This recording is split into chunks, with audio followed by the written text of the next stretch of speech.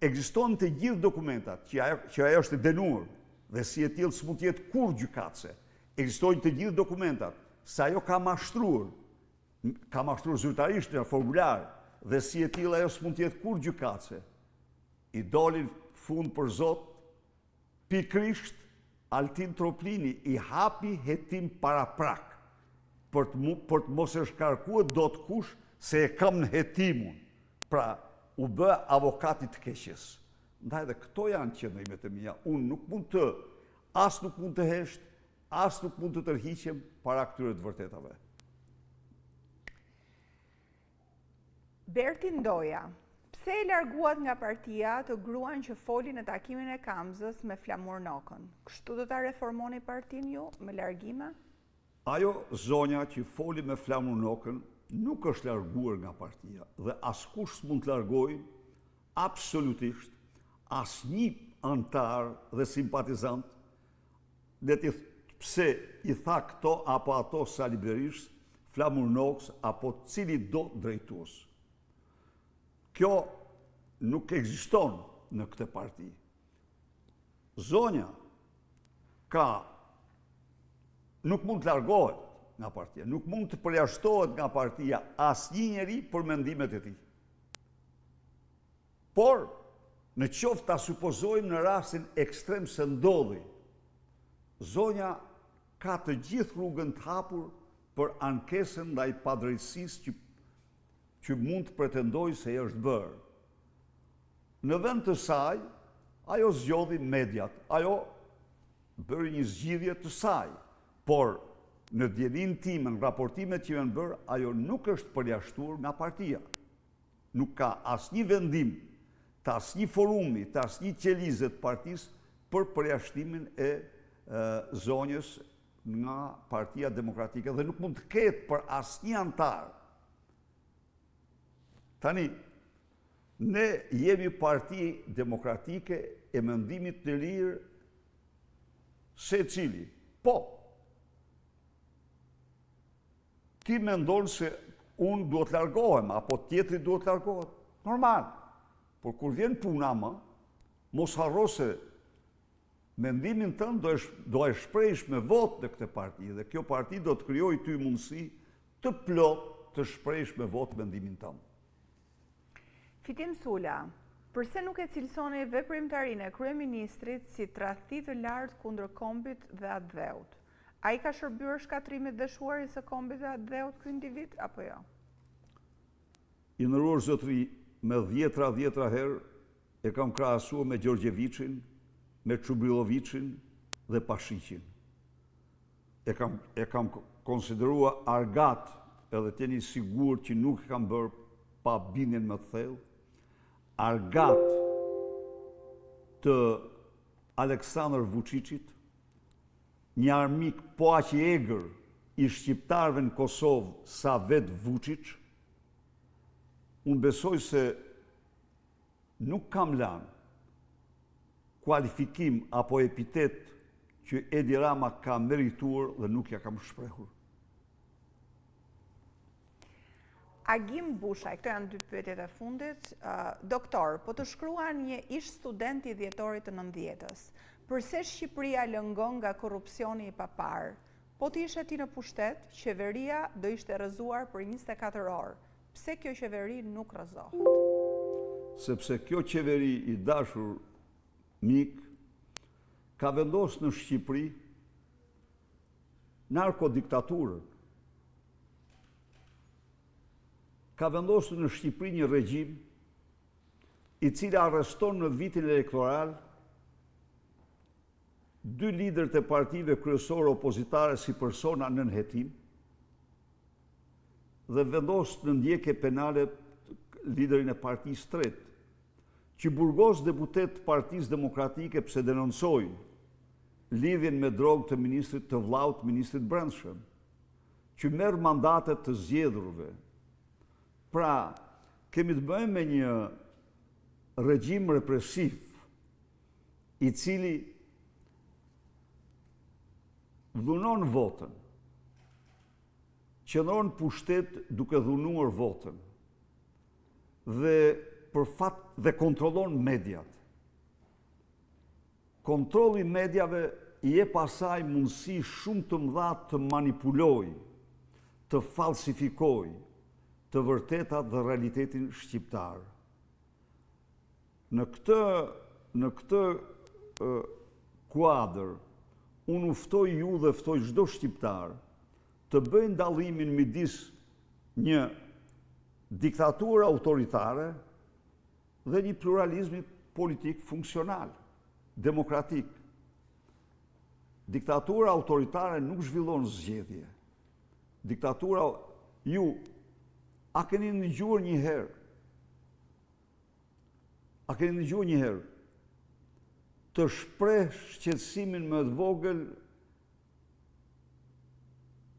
nga ky kryeministër apo qeveria e tij, sepse nga vendi në 10 vite vetëm në hapësirën Schengeni janë larguar 1.100.000 shqiptar.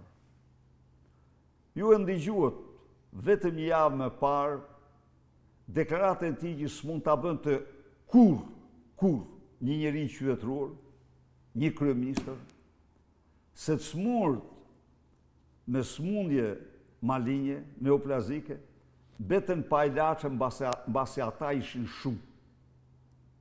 Nuk ka gjë më të tmerrshme.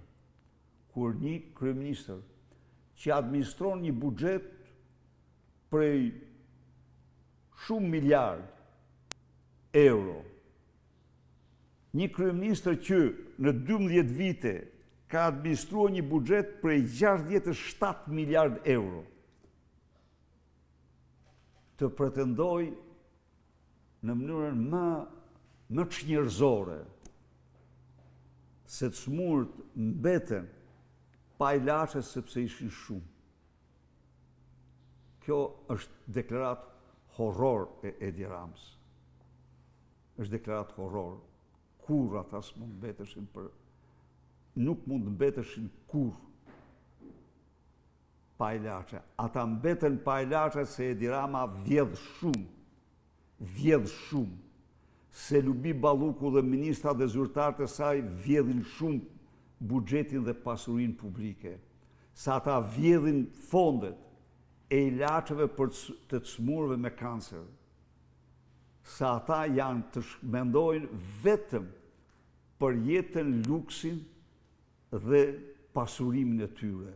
Ndaj dhe të smurt mbeten pa ilaçe. Kështu që duhet realizojmë pra, se jemi në kushtet e një narkodiktature, është një regjim krejt tjetër nga ai që mund të mendohet. Pyetja fundit, ose komenti. Kush kërkon, Besnik Pëllumbi, kush kërkon ndërheqjen tënde është ignorant i politikës, mendoj unë. Kush je ti në qeveri? Çfarë të këqija i ke sjell ti këtyre që kërkojnë këtë nga ju? Jeni veç një opozitar i flakt në të mirën tonë. Nëse nuk do t'ishit ju dhe opozita, nuk do t'kishte dalë asnjë nga këto mega vjedhje, mega korrupsion të qeverisë. Tani, relative kjo. Ata që kërkojnë ndërheqjen kanë të drejtën e tyre të kenë çdo kërkesë. Por theksoj dhe njëherë, në mënyrë absolute, në kushtet e një plural, nuk ka njeri në Shqipëri të ketë dhënë ndërheqje më shumë se unë. Edhe ju garantoj se kur nuk e kam patur një akt aq të vështirë dhe dhimbshëm ndërheqje. Jo. Por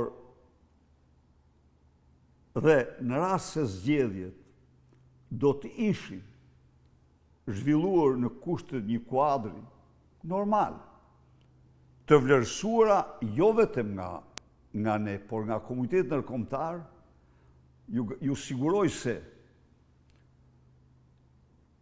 javën e tretë, maksimumit 4 pas tyre, Sali Berisha nuk do hynte më në këtë zyrë.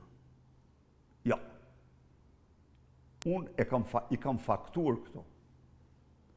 Por, në kushtet e një farse elektorale, për Sali Berishën ka një mision. Dhe ky mision është të bëjë çdo përpjekje bashkë për të bindë shqiptarë të ngrihemi, të largojmë Edi Ramën dhe të votojmë të lirë si qytetarë.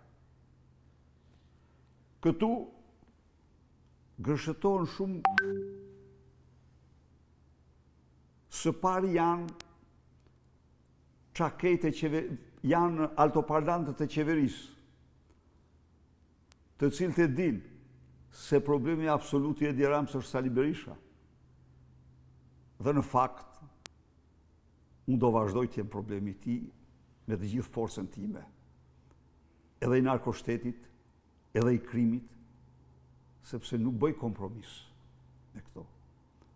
Në fakt, sot, pas këtyre zgjedhjeve, ndjehem më i motivuar se kur në këtë betejë. Pse ndjehem më i motivuar se kur? Se është një mision. Nuk është mision për pushtet ma. Do ta di çdo demokrat. Po nuk larguam me Edi Ramën, opozita në pushtet s'vjen kur. Nuk ka... Shtroni pyetjen se cili prej jush. Se cili prej jush. Cili do ishte rezultati i zgjedhjeve të 11 majit, në rast se nuk do ishin arrestuar 2 liderët e partive kryesore opozitare në vitin elektoral dhe i dhënë tjetri për ndjekje penale. Në rast se nuk do ishin organizuar me paratë e takspaguesve në kundërshtim me ligjin në periudhën e ndaluar me ligj për të ndikuar të zgjedhësit 4530 aktivitete. Në rast se qeveria nuk do kontrollonte 90% të mediave, në rast se punojësit e administratës publike që duhet të jenë shërbëtor të qytetarëve shqiptarë nuk shndrohen në plaçkitës dhe policë të votës tyre. Në rast se me fondet tuaja nuk do të jipej çdo pensionisti 100 euro për vot, për të marrë votën. Në rast se nuk do faleshin 1 miliard e 700 milion euro gjoba dhe kamata 10 viteve të fundit. Në rast se nuk do bëheshin 10 mijëra punësimet përkohshme dhe të jepeshin 10 mijëra leje ndërtimi, legalizimi, certifikata pronësie. Të gjitha këto në kundërshtim me ligjin. Në rast se nuk do licencohej mbjellja 28.000 hektarëve kanabis nga 200 hektarë. Tani, unë e di që ka njerëz që duhen t'i rrafshojnë, t'i bëjnë të paqena këto, por këta janë mjeran. Ja u them, këtyre të cilët e bëjnë me qëllim këta janë sklever, janë mjeran, janë shërbëtor me lek ose pa lek të një regjimi të rryrë për shqiptarët.